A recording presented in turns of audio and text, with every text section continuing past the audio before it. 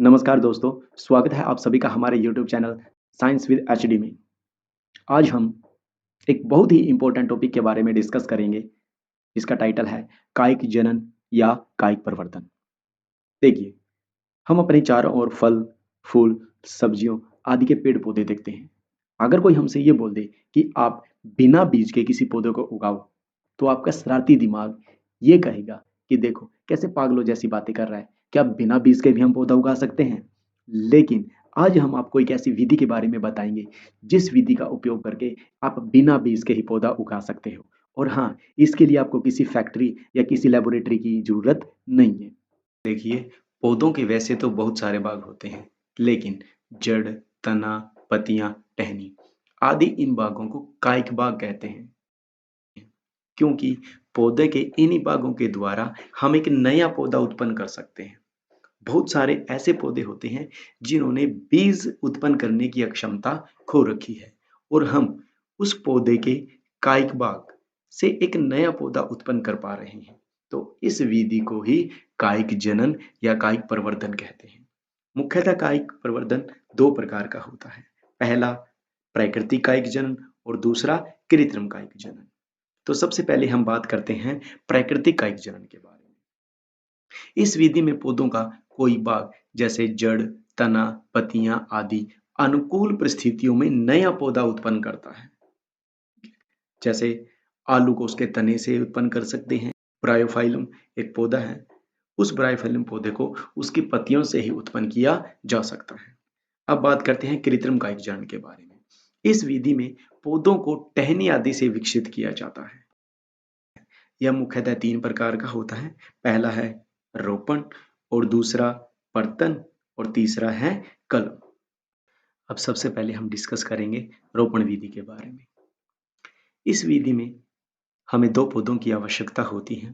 पहला पौधा जिसकी जड़ें होंगी, यानी वो मिट्टी में ऐसा कैसा लगा रहेगा, और दूसरा पौधा को हमने जड़ से उखाड़ कर लेना है। तो पहले पौधों को जिसकी जड़ें हैं, बीच में से किसी खांचे के अनुसार इसको काट लेंगे,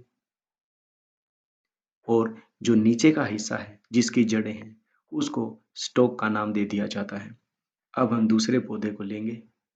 दूसरे पौधों को भी पहले पौधे के सांचे के अनुसार बीच में से काट देंगे।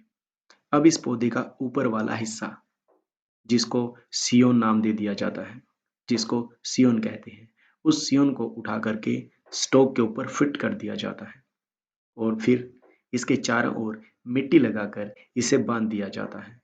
और थोड़े दिनों बाद ये दोनों जुड़कर एक नया पौधा विकसित करते हैं। पौधे उगाने की इस विधि को रोपण विधि कहते हैं। अब हम बात करते हैं पर्तन विधि के बारे में। इस विधि के अंदर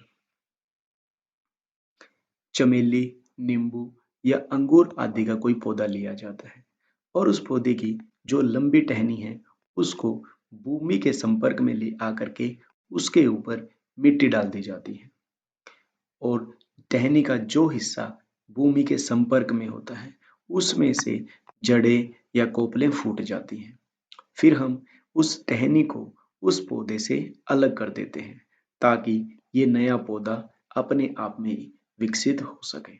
तो इस प्रकार पर्तन विधि के द्वारा एक पौधे से दूसरा पौधा उत्पन्न कर सकते हैं। अब बात करते हैं कायिक जनन की अंतिम विधि कलम के बारे में। कलम विधि से हम गुलाब, गन्ने आदि के पौधों को उगा सकते हैं। देखिए, जैसे ये गुलाब का पौधा है, इसकी हम इस टहनी को यहाँ से काट कर किसी दूसरे गमले के अंदर उगा देंगे। लेकिन हमने ध्यान ये रखना है कि जो हम टहनी काटेंगे, उसके अंदर कलिकाएं का होना जरूरी है, ताकि वो वहां से पत्तियों को निकाल पाए, नई नई टहनियों को निकाल पाए, और वो इस प्रकार धीरे धीरे करके एक नए पौधे के अंदर विकसित हो जाएगा। तो हम इस प्रकार कलम विधि के द्वारा भी पौधों को उगा सकते हैं। अब सबसे अंत में हम बात करते हैं कायिक जनन के लाभ के बारे में।